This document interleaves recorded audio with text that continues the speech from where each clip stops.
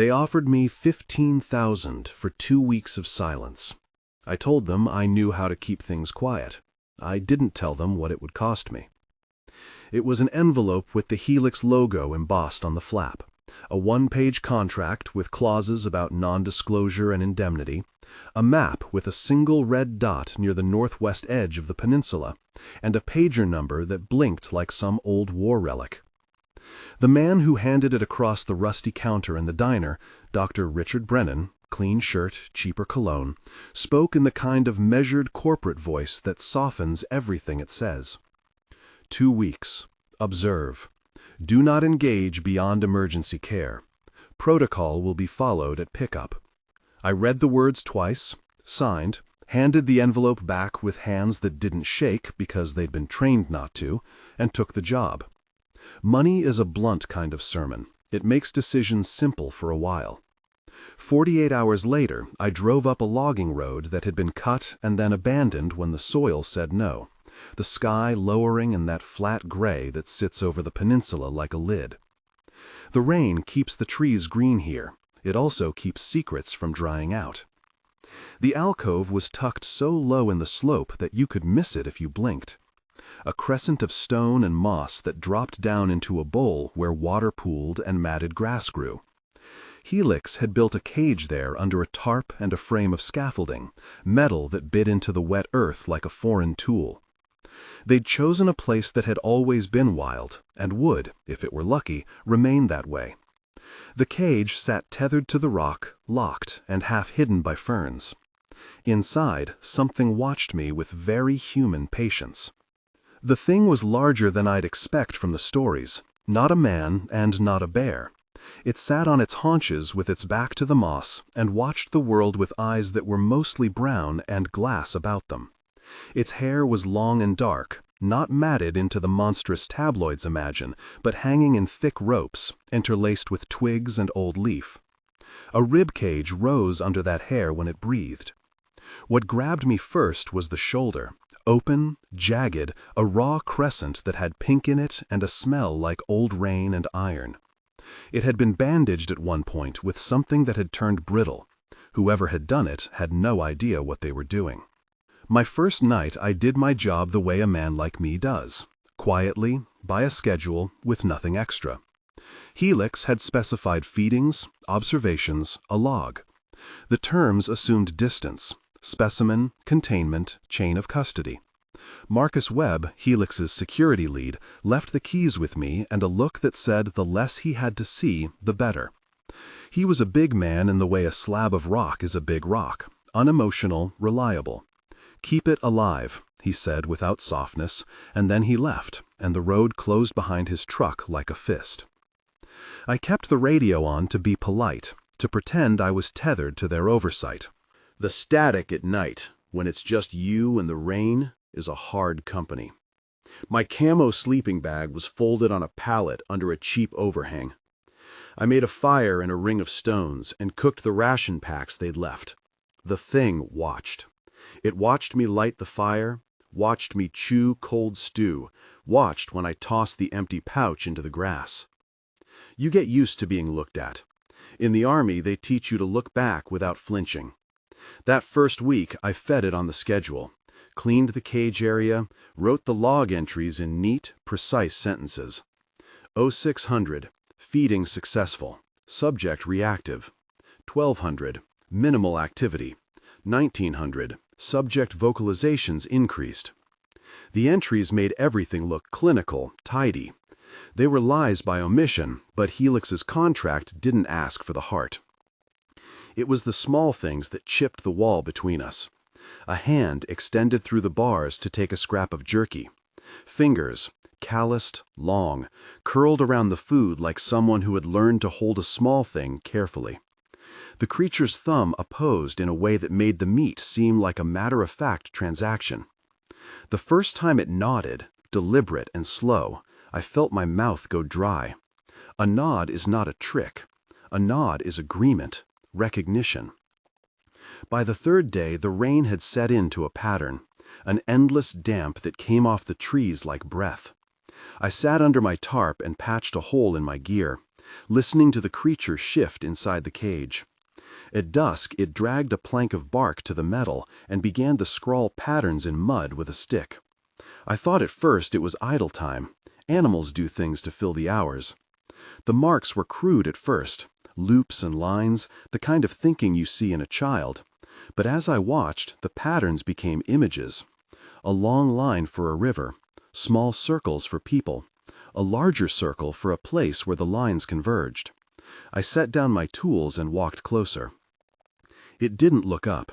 It kept moving the stick with a careful hand, laying down a series of symbols. When it was done, it tapped the center of the drawing with 2 fingers and then tapped my chest with its flat palm.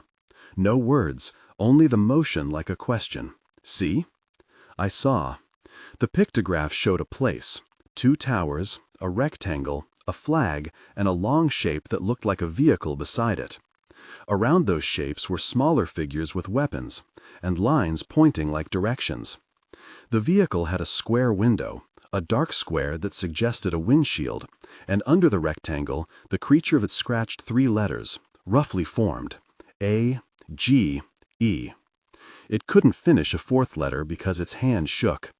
It tapped the square again and dragged the stick down to a line that led away from the place and into the trees, where stick people clustered around a larger circle that looked like a family. When you spend enough nights alone, you can start to make out intent in the most primitive images. I had seen pictures in war, chalk outlines, schematic diagrams of towns and targets. This was not a plan for violence so much as a memory and a warning in the same breath. They come to the place with the flag, with the long vehicle. They drive people out. Keep away. I kept the radio down. I did not call Brennan to ask for clarification. Helix had instructions: observe, document, report anomalies. Anomalies, to them, were items on a spreadsheet. I wasn't sure yet whether what the creature called an anomaly would show up in any spreadsheet that mattered.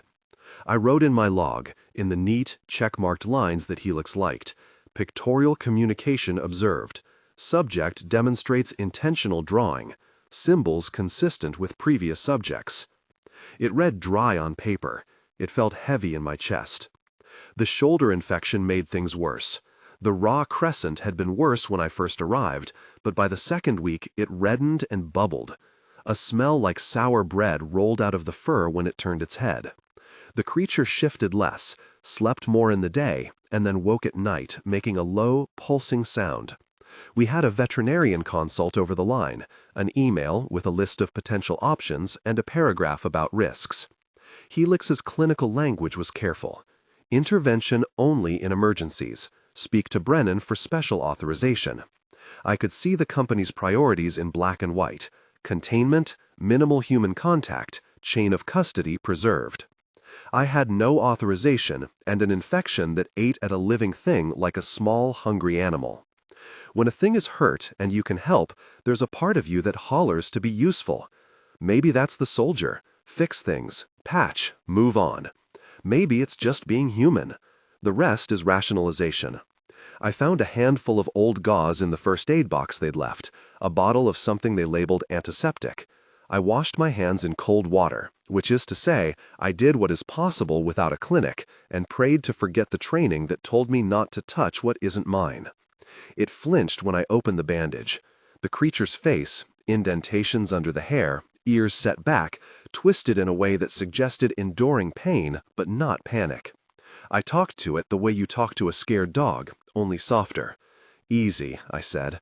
My voice sounded foreign in my own ears. "Easy." It made a sound, not a word, but a pressure, like the kind of breath you make when you accept a bad thing. I cleaned. I could feel the infection's heat through my gloves like the heat of a stove. I dressed what I could, tidy enough, not surgical. I pressed a blanket into the cage and tucked in around the shoulder like a hand. The creature watched those movements with a slowness that matched the rain. When I finished and sat back on my heels, it reached out, single-fingered, and tapped the blanket. Then it tapped my wrist and the place where my forearm met my sleeve. It ran the stick along my sleeve hem and then made a mark on the mud, a circle around 2 lines. The lines were my arms. It drew itself nearby, and made a smaller line that connected us. The meaning was clear, even if it wasn't spelled. Help, then trust. There is a kind of intimacy in performing care for another being that will never be returned in language. We don't barter for it, we give. I slept that night with the sound of the thing breathing and a small, hard sense that whatever I had agreed to do for Helix had already shifted into something else. It wasn't that the money didn't matter. It did. It would pay bills, lay bones into a life where I didn't have to pick up garbage in the mornings to pay rent. But what I owed to this creature, if owing is the right word, was a different count. The drawings multiplied. Each evening it would drag pieces of charcoal or a chewed twig to the mud and build a story. Families, 3 circles clustered like stones, a line for a river, ash marks for fires. And then those same families scattered, as lines with arrows and shapes that looked like men with hats and badges, and a rectangle with lines inside that read like windows. The scenes repeated, people arriving at a place, figures being taken, not with hunting excitement, but the sterile motion of nets and clipboards. One drawing ended with a rectangle with a flag on top and a jagged line out of it towards small stick figures, which the creature marked over with an X. After that particular drawing, it drew a human figure with broad shoulders and a small circle where a face would be, and it tapped my chest and then tapped the picture. It pointed to the figure and then traced a symbol the creature had been drawing lately, 2 concentric circles with a line through them like a keyhole. Then it drew a small stick person kneeling and the 2 circles above it like a halo. It was making a myth out of action, someone who stands between its family and those who come with the flag. I started sleeping with my boots inside the tarp that night because the thrum of rain had turned into thinking. My hands, when I closed them, still smelled of smoke and iron from the dressing. I could picture the faces of the men in the drawings, small rectangles for eyes, long limbs, the posture of someone used to order. Anger in me rose quiet and slow, the kind you learn in uniform where you can't act on everything you see. One morning, after a night of feverish rain and a thin fog unrolling over the trees like a sheet, I found a scrap of paper tucked under a rock near the cage. It was a Polaroid, one of the ones Helix likes to use for quick documentation, edges soft from the damp. The image in it was of the subject's shoulder, taken sometime after my arrival, but before I had dressed it. Someone at Helix had shuffled through the photos and dropped a copy for me, maybe to spur me on, maybe to remind me of the rules. On the back was a notation in neat corporate handwriting, Subject 7, Priority High. Do not administer treatment without approval. Priority high. That word sat in my mouth like gravel. What makes something a priority is usually someone with power deciding it's worth the trouble. In that photo, the shoulder looked raw and angry. In mine, it looked more like a pleading. I wrapped the Polaroid in my coat and put it in my pocket. I did not call Brennan. The creature's drawings became less like doodles and more like maps. One dusk, while I sat with another instant coffee and a sleeve of crackers, it drew a series of lines that led from the alcove to a place in the trees, then circled a large rectangular building with a symbol on top that had vertical stripes, like a flag, but not quite. Around the rectangle were small figures with axes and guns and something that looked like a helicopter's rotor sketched above. In the lower corner, it drew a truck and, beside it, a small square with the crudely written letters AGN. I don't know when I started to feel naked. Maybe it's the soldier in me. After a certain point, you accept orders and don't think about consequences because the chain holds everything up. Maybe it's just a man who has seen people take things they were told they could. The drawing made the threat particular. It suggested not just hunters or curious men with camcorders, but organized interest, funded and logistical. An agency does not drop by for a story. Agencies file paperwork, they make custody decisions, they own the right to classify things. The creature was telling me, in the only language it had, that there were powers with badges and trucks and the habit of taking. I wanted someone else to say the name. I wanted Brennan to appear at the cage and to sit down and tell me plainly they have a federal request, something labeled, something with a stamp. Instead, I had the drawings, and the way the creature looked at me when it pointed to the vehicle and then to the trees, as if to say, hide. That alone shifted the whole equation. There is a difference between fear and the understanding that someone will not care if a thing dies. Fear is hot and immediate. Understanding is colder. It's a calculation. If a government team wanted custody, they would present papers, then men with guns would show up, and the creature would be folded into a lab by people who had records, forms, a way to make the unknown into data. The thought of that made my hands go to the rail of the cage, not in duty, but in rage. People put numbers on living things and called it science. It was grazing on old sin. A week in, the infection flared again. The creature stopped eating the meat I offered and began to favor soft roots I found in the underbrush. Its breathing changed, periodic, as if each inhale took a small effort. I took my truck into the nearest town and got a bottle of human antibiotics from a clinic that asked for my name and told me to be careful. They gave me a packet of pills and instructions that I would fold and burn if I had to. I remember seeing my own reflection in the window of the pharmacy, older, tired, the bag slung over my shoulder like a confession. I told the pharmacist I had a wound, not a wild specimen. He nodded like he had seen all the faces of need. I don't tell you this to teach you how to break rules. There is no blueprint here, only what a man does when the ledger of his life is suddenly unbalanced. I had been paid for silence.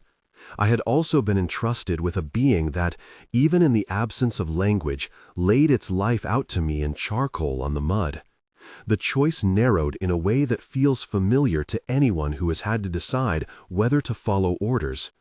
Either you obey a contract that denies the creature a voice, or you start acting like a person who keeps vigil. At night, I would read the drawings by the halo of the lantern, trying to parse the route it had drawn. The trap, the men in suits, the rectangle with lines. I traced my finger over the vehicle and imagined black mud under its tires and men in neat boots stepping down into the wet. The creature would watch me watch and then lay its own hand over mine in a quick, firm way that suggested gratitude more than understanding. Once, when the rain was soft and the camp smelled of wet pine, it reached up and half-turned my face by touching my cheek with its thumb. It looked at my eyes and then touched my temple where the hair had thinned. It made a sound low in its throat and then pointed to itself and then to me. The mapping of our lives in that one small gesture was nothing less than mutual recognition. We had both been marked by people who thought they could move others like chess pieces. I started to think like a man with options he doesn't trust. I made a list in my head. Treat the infection and hope Helix keeps its promise. Report the picture and the drawing and wait for corporate to decide what it wants. Allow agency custody if it comes and trust bureaucrats to be humane. Or act. Acting is 3 syllables for a long list of consequences. The soldier in me calculates risk until it becomes cold calculus. The human in me kept running back to the image of the broad-shouldered stick figure the creature had drawn, someone who kneels between the rectangle and the family and becomes, in the telling, a protector. You learn in war that the right thing can be the impossible thing. You also learn that promises, especially those with legalese and company stamps, can be a paper shroud. The contract I signed had a clause that made my silence worth money. But silence was not protection. Silence with no action is consent. At night, after feeding and after applying what medicine I had, I sat on the pallet and watched the creature sleep with a hand across the blanket near its shoulder. Rain danced in the gutters. Somewhere in the dark, a fox called. I thought, quietly, careful as a man thinking of a prayer, about my son. About the way his face looked the last time I saw him, thin and lined from not enough of anything. I thought about debt and dignity and the small, stubborn acts by which men try to repair what they have broken.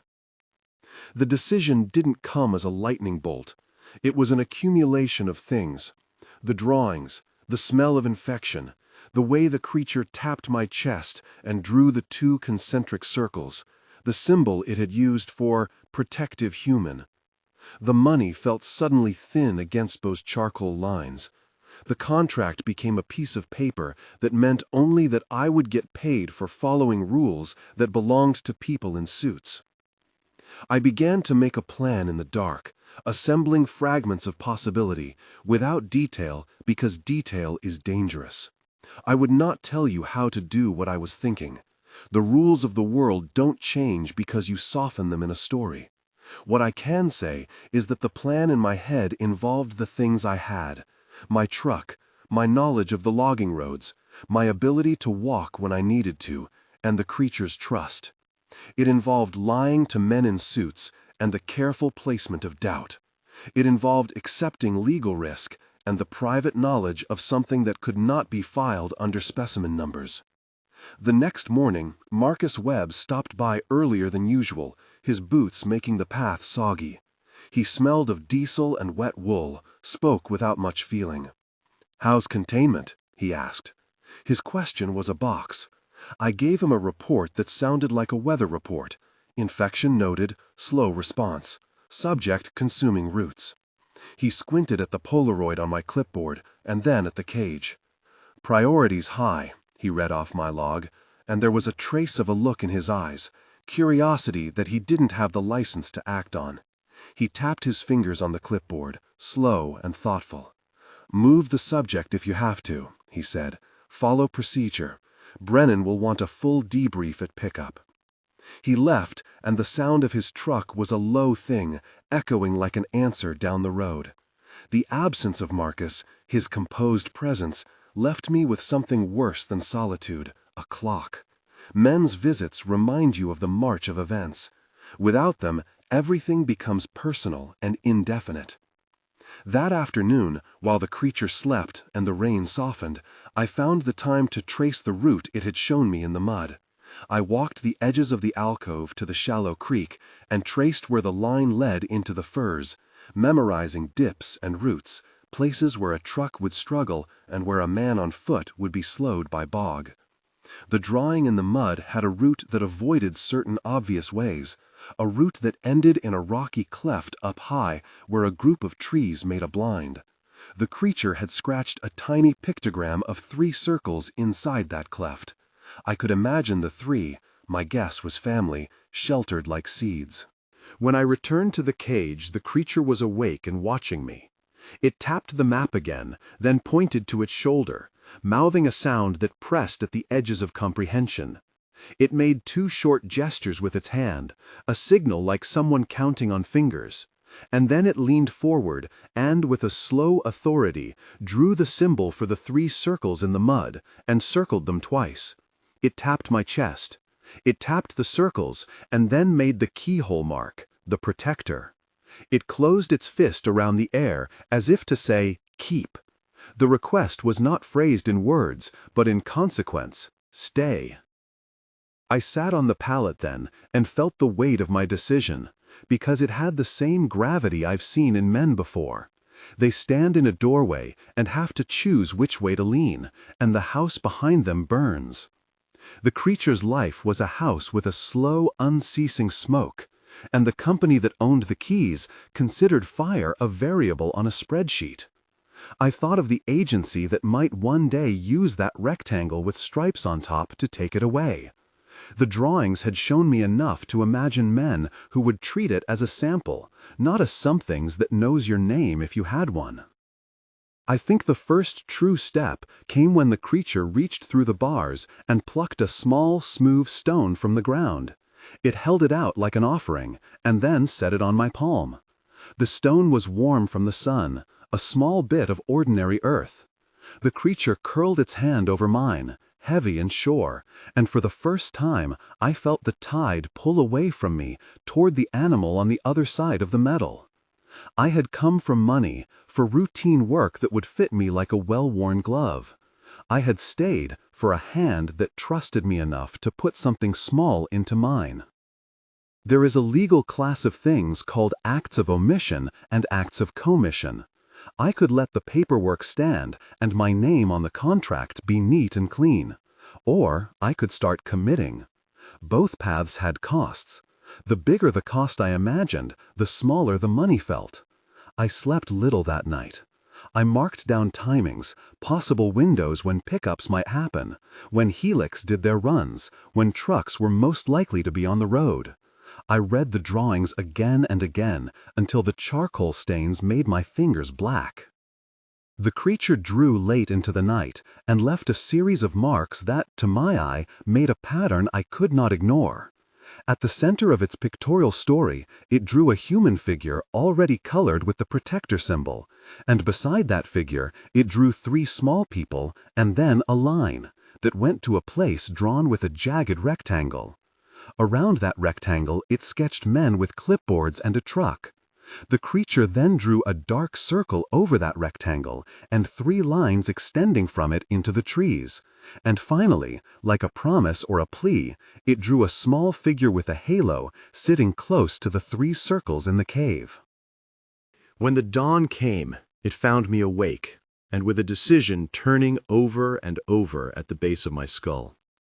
I took the Polaroid of the shoulder from my pocket and set it by the log. The words on the back, "Priority, high," felt like an accusation now. I had been hired to watch and count and be clinical. That broken shoulder and the charcoal maps had shifted the deal. I did not yet move, not because I was incapable, but because I wanted the motion to be right, because motion without thought can be violence dressed up in good intentions. Instead, I wrote in my log a sentence that read like a confession.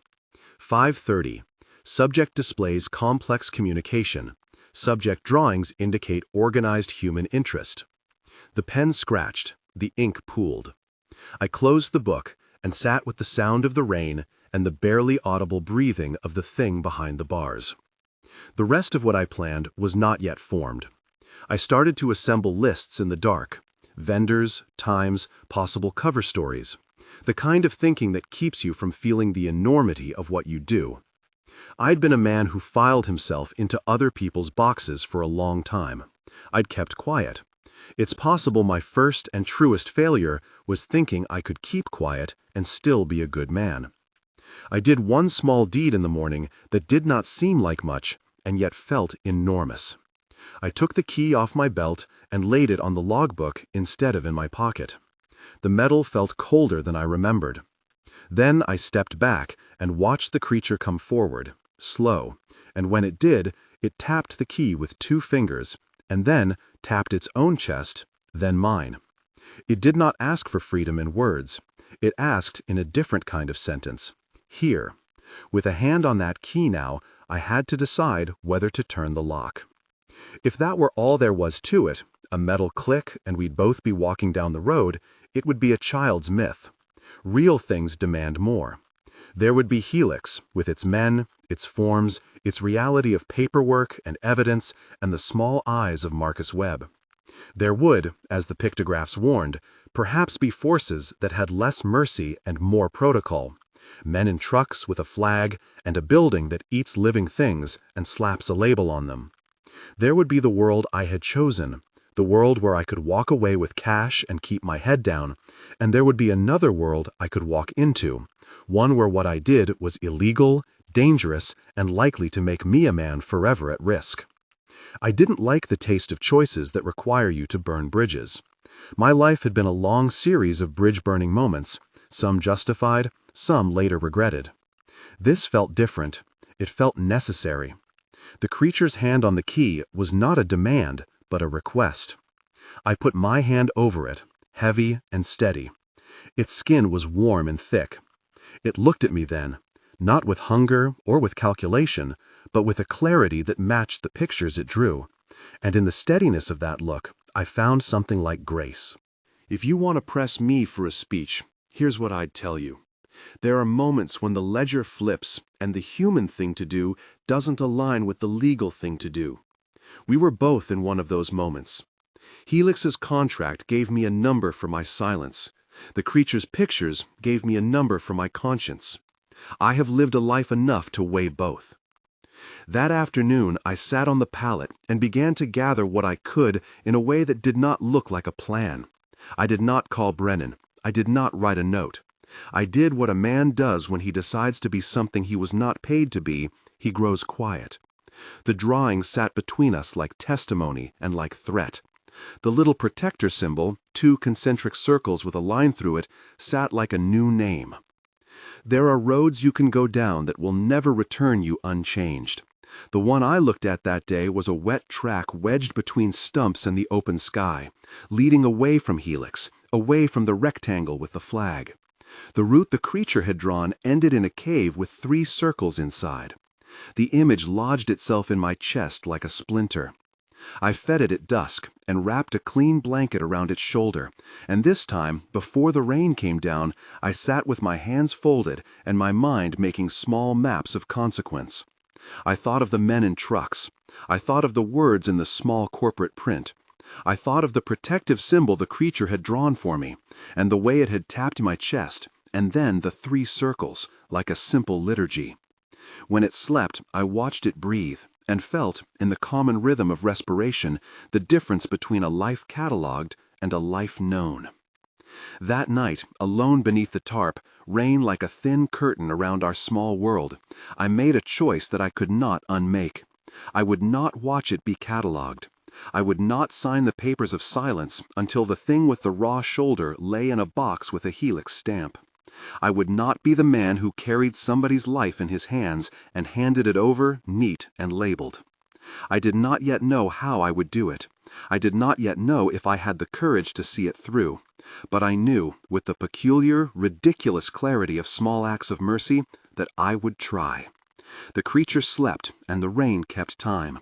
Its fingers twitched in the blanket, and once, in the darkness, it reached across the bars and found my hand and closed it around the small warm stone it had offered earlier. We sat like that for a long time, hand in hand, and the secret between us as heavy as the rain. We sat with the rain like a second skin for a long time after that, my hand wrapped around the warm stone it had given me, its fingers curled over mine, the small private gravity of it holding us both steady. I had made the decision. Saying it out loud would have been cheap. The quiet of the alcove held more authority than any speech. I knew now what the drawings had meant, what the concentric circles with the slash had named me. Not just a man on a payroll, but a choice. If this sort of thing pulls at you, strange encounters that read like truth but smell of the wild, stick around. There's a part of the story that looks like a how-to, and a part that looks like a confession, and one of those I can tell. The next days were measured out in small, careful motions. Preparation, I learned, doesn't look like the movies.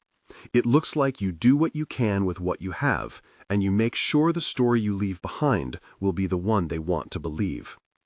I did not invent anything miraculous. I arranged, I disguised, I left marks. I set a fire low and steady where smoke would carry like a signal to a searcher, and I made sure the traces at the scene looked consistent with burning and closure. I took photographs with the Polaroid and left them to soften in the damp, a few damp-edged images of the shoulder that made the wound look final in the way an image can. I wrote a log entry in the neat, bureaucratic language Helix preferred. 0330, subject deceased, cremation complete per directive, samples collected. Those words were a blade between me and the company. I left the log open on the pallet where anyone could find it, the handwriting steady and unadorned. I didn't leave instructions in it. I left what I wanted them to read. There was always the shape of doubt, lying carved into a man the way a scar does. It lives with you. But the creature, call it Subject 7 when you must, though the name felt wrong, watched my movements with a patience that leveled my fear. When the night came, it lay quiet, muscles tight under its blanket. At one point, it tapped the stick against the wood slat and drew a single circle, then 2 lines down through it, the protector sign again. It tapped my chest and then the circle. The little ritual felt less like thanks and more like a pact. I did what I had to do and then made a call I could not unmake. I contacted Brennan with the voice I had been saving for expediency. Neutral, precise. My radio crackled, and in a measured tone he asked the questions he was paid to ask. "Status," he said. There was a coolness in his voice that suggested he kept a thermos of composed language and poured it carefully. "Deceased," I said. The word left my mouth like a stone. There was a pause long enough to be a sentence. Then Brennan's voice returned, clipped. "Understood. We have a federal request standing by for classified custody. Do not disturb scene pending collection. Secure area, await pickup. Webb will coordinate." I felt something drop in my chest at the mention of that last line, the word federal, and then a kind of subterranean anger that felt like being handed a verdict. The creature's drawings had pointed to this. Now a human voice confirmed it. Official interest. Classified custody. Men with badges. Men who turned the unknown into dossiers and folders. "Copy," I said, because that was the way you spoke to people in charge when you were still trying not to set the world on fire. Brennan added, softer, almost as a courtesy, "You'll be debriefed on arrival. Keep the log intact. We will handle specimens." The call ended with a click and the sound of rain rearranging itself in the gutters. The creature lifted its head, eyes meeting mine. It did not make any noise to mark assent. Its drawing earlier and the quiet of its days were agreement enough. We had both heard the same word in two languages, that there were organized people who wanted this thing taken away. Night thickened. I sat with the log by lantern light and looked at the Polaroids until the images smeared into a kind of memory that belonged more to the mind than to film. I folded the pen into my pocket and felt the flap of the envelope with the Helix logo like a sliver against my thigh. The money in that envelope would still be there if I returned it. Money, I kept reminding myself, buys silence, not salvation. At first light the next morning, I set the scene the way an investigator interprets evidence. Bone fragments where a cremation would have left them, a ring of blackened earth, a logbook open and tidy. I moved my boots so they were planted where they belonged. Disturbance minimal, narrative complete. I stacked a small pile of charred debris where a body might have been burned. I don't tell you how to mimic death because that's not the point. What matters is the moral ledger that comes after. I left the cage's door locked and the key where a conscientious employee might find it. I left a Polaroid on the pallet facing up. Then I radioed in the report the way I'd rehearsed in my head. It took less than an hour for the first headlights to appear down the logging road, the glow small at first and then growing as trucks peeled through the fog like beasts of burden. Webb's truck came up the hill first, a low, heavy sound, then Brennan's sedan, and after them a small caravan of white vans with Helix logos on their doors, and men in dark jackets moving with the particular economy of people used to handling fragile, inconvenient facts. They spread into the clearing like a clean, controlled spill. Marcus Webb walked with his hands tucked into his jacket and his face carved into the look of someone who had practiced impassiveness for a lifetime. He inspected the perimeter with a professional eye. Then his glance found the logbook. He flicked it open like someone reading a weather report. His face betrayed nothing, not even when his eyes slowed at the note I'd left. He lifted the Polaroid between two fingers and looked at the image of the shoulder. He turned it over and read the ink I'd scrawled for him. He looked up at me. "You staged it well," he said. It was not a compliment. Brennan arrived then, his shoes squeaking in the mud, the same cologne and the same calm that had handed me the envelope in the diner. He held a thin folder under his arm. He did not look surprised. Men like him keep surprise for press releases. They keep certainty in their briefcases.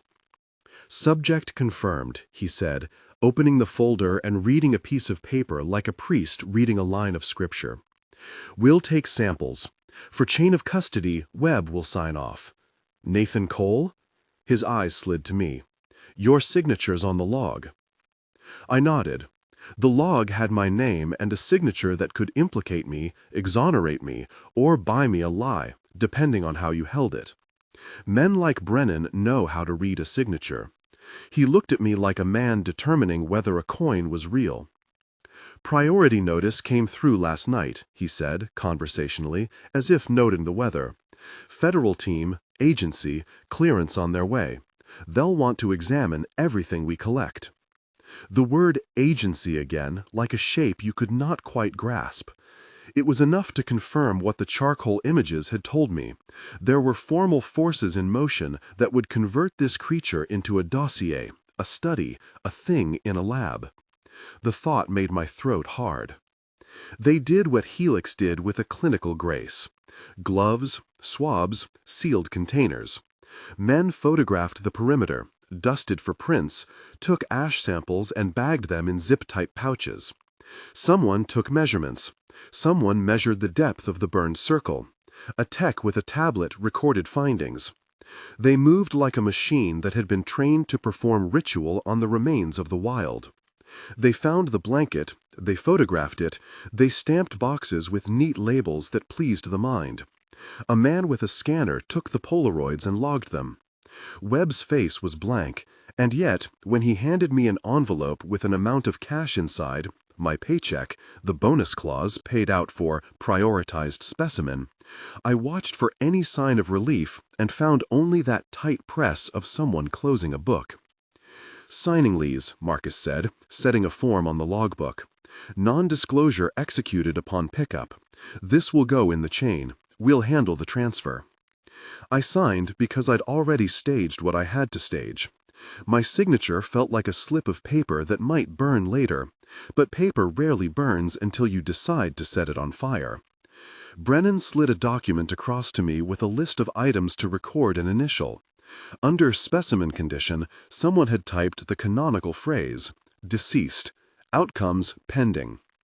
They packed their evidence, zipped their sealable containers, and when they left a tidy road of boot prints and a silence that felt practiced.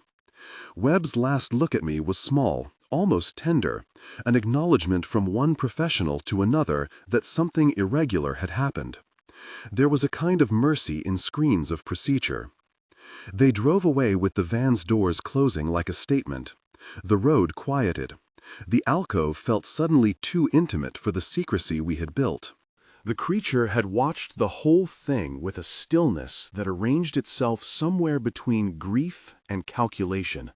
When the last van disappeared, I turned the key in my hand and felt the cool metal settle there like a confession. The cage's lock remained as I'd left it.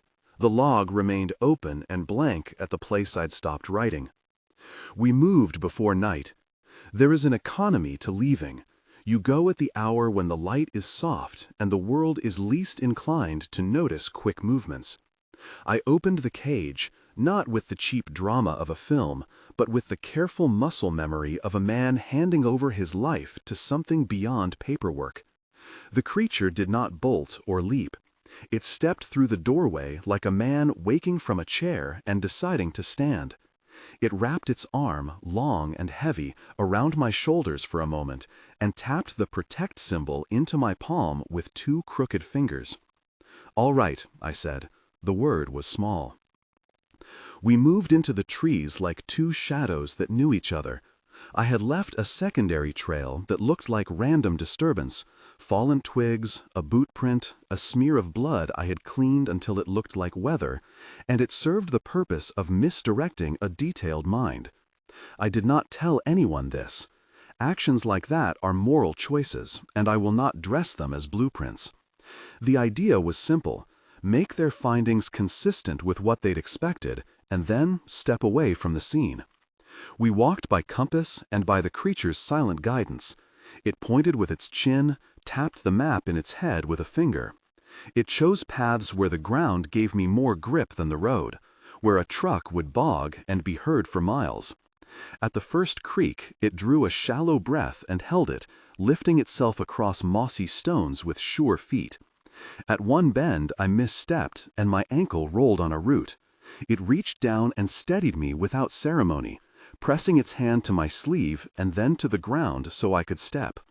There, in the simplest of gestures, it returned a debt I had not yet paid. The trek was long enough for memory to sit down beside us. I thought of patrols once run along ridgelines, of the soft choreography of moving unseen, of nights where the only light was a starlight that didn't notice you. I thought of my son and how the money had once looked like a map out of a debt. The miles took a different kind of currency. Your body counts them off. The first day your legs are clumsy, the second day they remember, the third day you learn to carry the light in the curve of your breath. The creature moved with a quiet intelligence, no hurry, but never lost, always attentive to ground and scent. I watched how it read the language of the trees the way a farmer reads a field. We slept under a wind-leaning fir the first night, the creature tucked in a shelter of its own making, and me listening to the thin, complicated music of the forest. Owls, the far bark of a coyote, the steady drumming of rain moving through layers of leaves. It made little kinds of contact, taps and nudges, steadier than any promise. In the dark, it dragged the stick across the dirt and left a single symbol, the protector sign, circled twice, like a benediction. I slept with the symbol turning behind my eyelids. On the second day, the ground rose, and the map the creature had drawn earlier resolved into something practical. A narrow canyon that bent away from the main valley. A cleft in the rock where a shallow ledge would hide a man's outline. We moved through there like something that knew its way home, and for the first time I saw the numbers that had been missing in Helix's spreadsheets become a life. The way the creature flinched at sunlight after long shade, the way it favored moss and roots and the tender bark of saplings. It was not monstrous, it was adapted, and adapted in ways that made it vulnerable to men with forms and files. At one point, where a storm had cut a thin trench in the path, the creature sat and reached into a pouch of leather at its side and drew out a carved stone, a talisman small enough to fit the palm. It set it on a flat rock and then used a stick to mark something in the dirt beside it. 3 circles. The meaning was clear. We were nearing the place it had drawn. The last day of the walk felt like the first day of a long sentence. The canyons narrowed and the trees grew old and thick, their trunks like columns around us. A wind came down from somewhere higher and carried the smell of smoke and clay. When we rounded a bend and the mouth of the cave opened, the sight gripped me like a hand. 4 bodies rose to meet us from the gloom. They were not silhouettes of monsters, but a family group that moved with the economy of people who had lived long in one place. Close touches, the language of grooming, long fingers finding knots and unraveling them. The air inside the cave was warmer and smelled of old fires and the mineral tang of earth. The pictographs on its walls were older than my own youth and younger than the mountains. Layers of charcoal, ochre, and pressed clay, telling a story in time. Migrations, winters, fires, the small cataclysms that shape a group's memory. Among those images were the rectangles and flags and trucks the subject had etched in the mud. Here, in the dark, those images had weight like proof. They approached with caution, not hostility, and watched the newcomer the way a village watches a friend returning from a long road. The reunion was quiet and terrible. Hands, smooth shoulders, long arms tried to remember faces. They gathered around Subject 7 and inspected the bandage I had left and the blanket I had wrapped. I stood at the edge and let them do what they needed to do, feeling both insider and outsider, a human visitor in a room full of old vows. One of them, a larger female, made a soft noise and then touched the place where I had put my hand on the night I first arrived. She traced the protector sign into the soft clay with a fingertip and then looked back at me. There are no words for some moments. They marked me in charcoal, not with paint but with symbol. Not a tattoo, but a ceremony of remembrance. The symbol was small, a 2-ringed mark with a line through it, and when they pressed it into damp clay near the entrance, they made it a border. They smeared a bit of their own hair into a shallow groove and pressed my boot print into the same clay, the act less about ownership than about recognition. They set a smooth stone on top and pushed it into the earth like a ledger entry. If anthropologists had stumbled upon it later, they might call it a rite of passage. If soldiers had watched, they'd call it a seal. For me, it was a naming. They had no names in my language for what they'd done.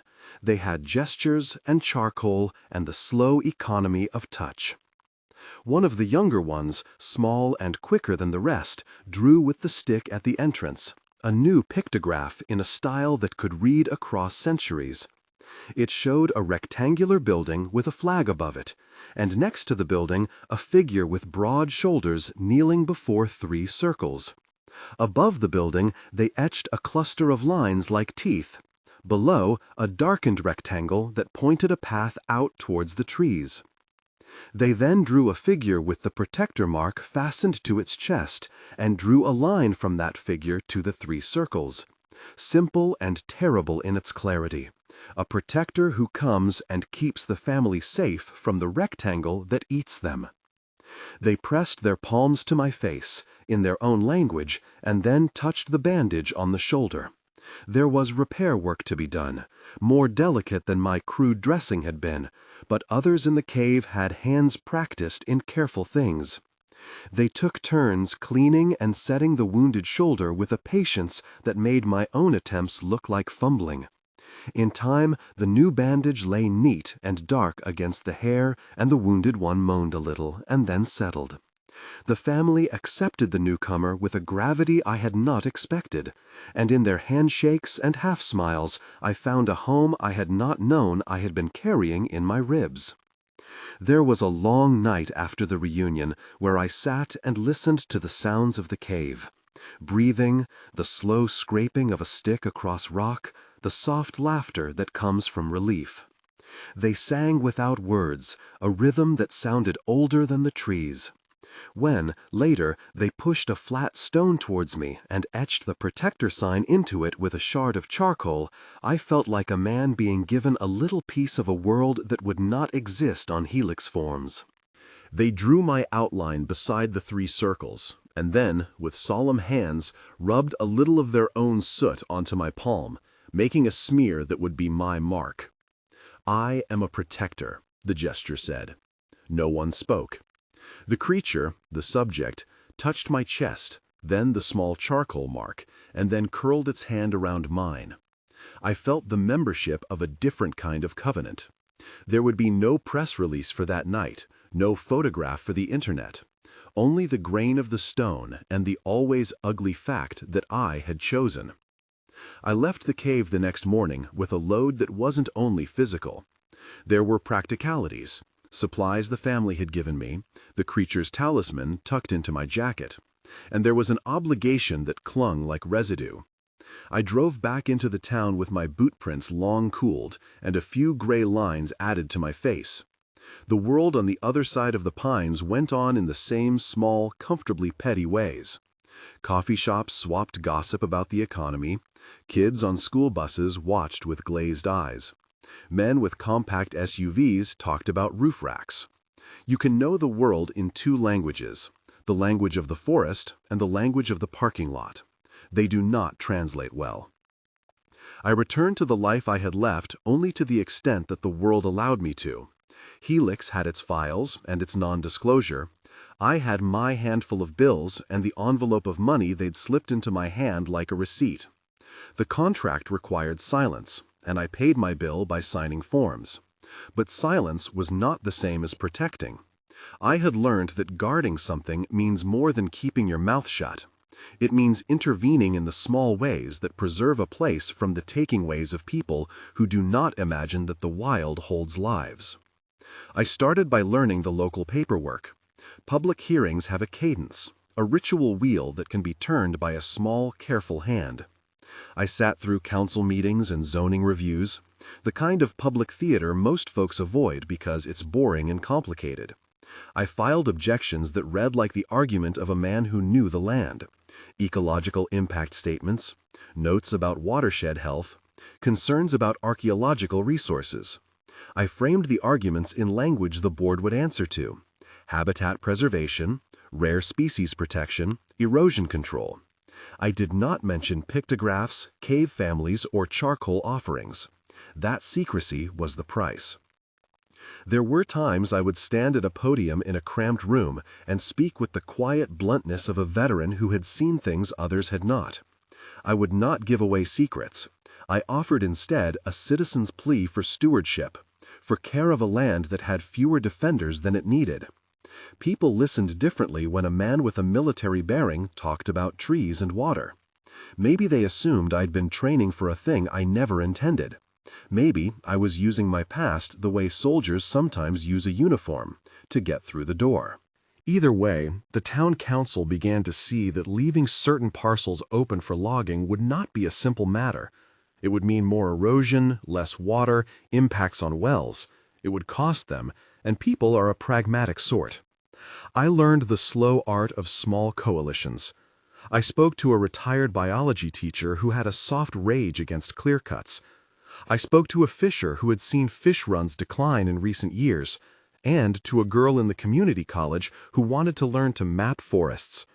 I signed petitions, I gave testimony, I showed up at hearings and made the argument civilly. The word helix had painted itself with priority, meant it could move money where it wanted, but money doesn't always bend the town's own needs. There are levers beyond cash, and the work of using them is more dogged than dramatic. Helix responded in formal ways. They filed permits, they sent lawyers' letters, they offered to buy conservation easements as a way to look like they were concerned. I kept my face neutral when their legal counsel came down and offered partnerships. The company could be persuasive in a conference room. They were practiced at the language of compromise. I kept my hands steady and my eyes on paperwork. I objected when a route cut toward the valley where I knew the families had nested. I attended meetings and asked for delays and studies and more studies. Bureaucracy can be a weapon if you know how to wield it gently and consistently. There were nights when I felt the weight of my choice like a physical ache. NDAs are not only a legal matter, they shape the way you live. There were also things you cannot compress into a filing. The way I woke to the memory of the creature's breath, the way my hands probed unconsciously for the protector sign with my fingertips at odd hours. Friends raised eyebrows at my sudden absence from regular shifts. My son called less often. I paid my fines when necessary and accepted the price of small legal inconveniences. I made peace with being the kind of man who lives with a secret that is a promise. Years built themselves up like cellar rafters. The family in the cave persisted in ways that were almost every day. I made periodic drives up the logging road under the pretext of checking on the land, a phrase that meant more than it let on, and from a distance watched smokestacks of distant burns, the rumble of chainsaws slicing through a quiet like a scalpel. Once, late in a winter with snow on the ground, I saw a band of men drive the edge of the park with a line of stakes. My stomach turned. I filed an objection. There was a hearing. I spoke at the meeting, worn and clear-eyed, and local votes swung toward preservation. Not because of one man, but because sometimes a village finds it in their bones to keep what they have. I take no credit for the whole of it. I simply played the part someone needed. There were consequences. Men at Helix remembered my name, asked pointedly about incidental findings, and offered me money in ways that rankled less than a hand in your pocket. A young tech followed me once on a road, asked me if I had seen anything unusual, and when I gave him a look, he shrugged. Some people take jobs that require asking polite questions to strangers. People in small towns notice the man who spends time in the hills and then starts asking for signatures. Some thought me eccentric. A few suspected there was more to the story. No one pressed too hard. The world, mostly, prefers its small mysteries to stay small. Every so often I would make a run up the mountain at dusk, not part of long and elaborate plans, but as someone who must check a child from time to time. I'd sit a ways off and watch the tree line and the openings where the cave breathed with damp air. The pictograph of the protector symbol on the cave mouth had weathered and held. Sometimes I'd tuck a packet of dried roots or smoked meat behind a rock where a hand could find it. The family never wanted anything for free. Their customs involved balancing weight and gift. The creature, Subject 7, would come out to the fringe and stand so we could trade a look. We didn't exchange small talk. We exchanged a respect older than commerce. Once, not long after I had put in another string of public objections to a logging permit, a man in a clean coat approached me in the hardware store. He told me he had seen my testimony and liked the clarity of my statements. He told me he had children and loved the woods, and that if anyone needed to push for conservation, he would sign. Those small, ordinary gestures added up. Protection is often the result of people who show up enough times and speak well enough that a town begins to listen. In the quiet nights, when the money had been spent and the papers had all been filed, I would sometimes take out the thin piece of charcoal the family had given me and roll it between my fingers. It left a streak of gray on my skin. I kept a small stone with the protector symbol in my pocket and a folded scrap of the blanket in the bottom of my chestless dresser. They are the sorts of mementos people amass when they've been chosen by a story to be the quiet custodian. They are not trophies, they are reminders. Years reshaped me. I cut back hours at work, I slept less and walked more, and I learned to keep an eye on the things that could bring men in suits back. Fresh research papers about cryptids, exploitative documentaries that romanticize discovery, and policy changes that might give clearance. I used the legal levers I could reach: conservation language, historical preservation acts, careful resistance. I did not mount a campaign of exposure. I had seen the way discovery devoured privacy. I had learned that secrecy can be stewardship. The family responded in their own quiet language. The pictographs at the cave grew. A new panel showing people planting trees. Another with a river carefully drawn and marked for protection. They added my simple charcoal handprint to the wall beneath theirs. To them, I was a figure in their ongoing story, a protector whose form fit into their pictorial grammar. The children, there were children later who had grown up and learned the language of charcoal and earth, ran to the edge of the clearing and watched me like a curious animal, never daring to cross a line I had delineated. Their caution felt like trust. There were nights when I opened the envelope with the Helix logo and smoothed it with fingers that no longer felt the need for its money. The company called occasionally. Brennan's emails were brief and professional. He wrote things like, "Chain of custody is complete," and "Thank you for your cooperation." I answered in the language of the compliant employee when it suited me, and with silence when it did not. Non-disclosure is a curious thing. It makes you more fluent in omission. The legal paper was tight, but it did not bind me from being a person. If you tally the costs, social, legal, the nights you cannot sleep, you might wonder why a man would give himself to a secret. People ask me that, and I tell them what I would tell any man who's ever had to choose. There are moments when the moral account doesn't balance on paper. The creature's drawings had shown me something that a contract line could not quantify. The long history of a family being pushed by rectangles with flags, the arrival of men with clipboards, the slow reduction of space until there is none left. I had the posture to bend a little way. I used it. The secret kept me small in some ways and expansive in others. I could have blown the whistle and invited cameras. I could have become the man who sells the truth for headline money. I did not. Protection is not always an act of bravery loudly announced. Sometimes it's a persistence of the mind in small administrative halls, a series of refusals that add up. Sometimes it's an unglamorous maintenance, a petition, a testimony, a phone call, a midnight run to tuck a blanket into the underbrush. There were close calls. Once a young helix biologist, ambitious and sharp-eyed, filed a public note about an unusual observation in a nearby valley. It was generic, a brief mention of tracks, enough to send a ranger out. I called him and told him, honestly, nothing, and then pointed to a local stream bank where he had more pressing data to collect. He looked puzzled and then went. There are moments when you redirect a curious mind toward the safe. I will not call that lying. I will call it protection by misdirection. I'm not proud of all of it. It sits in me like the shadow of a choice. Time made its trades. I lost some friendships that couldn't handle the secrecy, and I gained a slow-building respect from neighbors who noticed what a small group of persistent voices could do at a meeting. It was an invitation to keep the secret and the promise, a lifetime membership in a thing that had no public archive.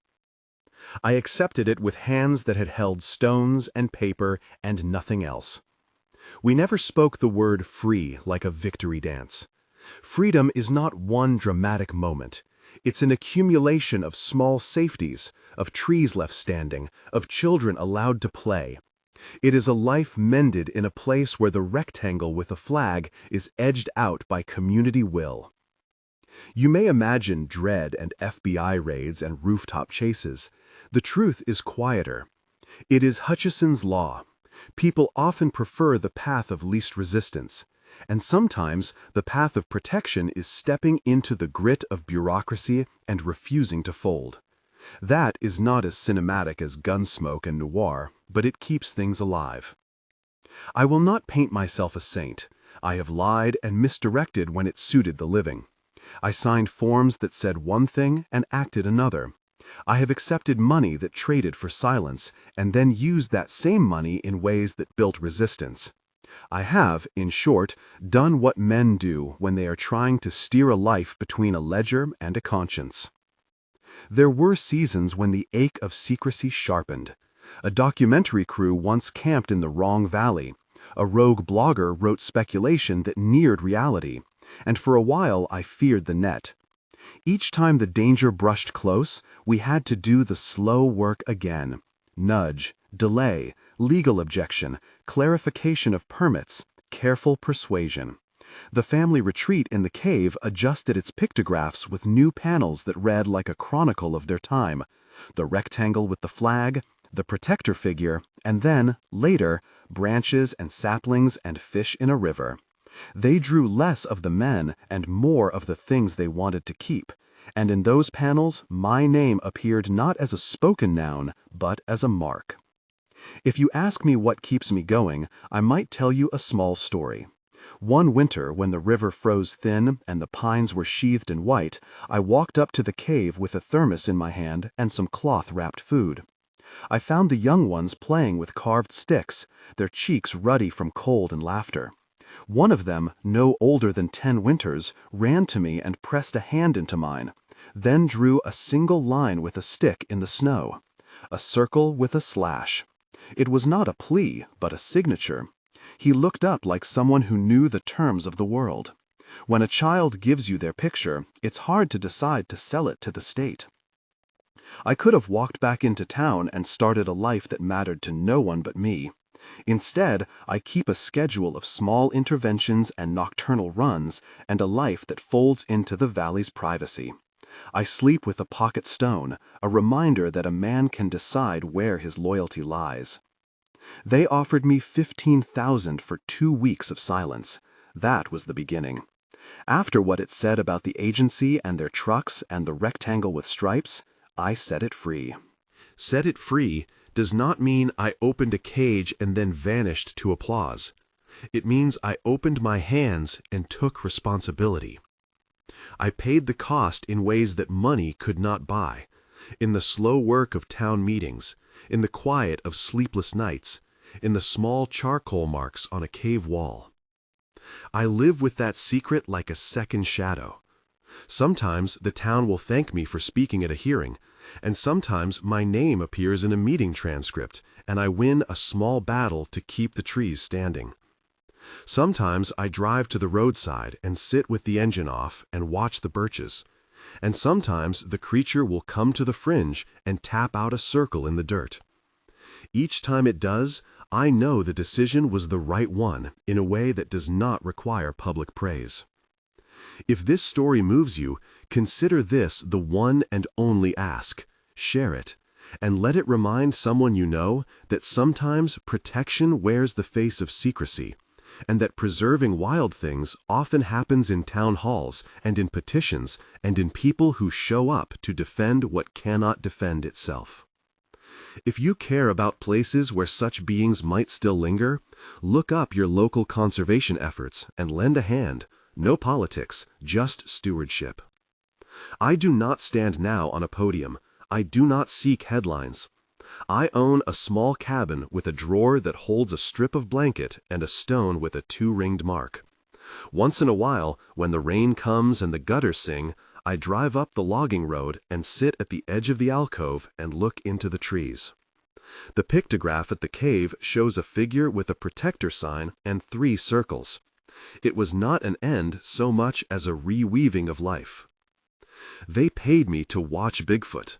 After what it said about the agency and the men with the rectangle and the flag, I set it free. I keep my promise not in a press release, but in a lifetime of small, stubborn choices. I am not a hero. I'm an old soldier with hands that know how to be steady. I am, if anything, a witness who chose not to hand over a witness to a file. I keep watch, and in the quiet, I find my humanity.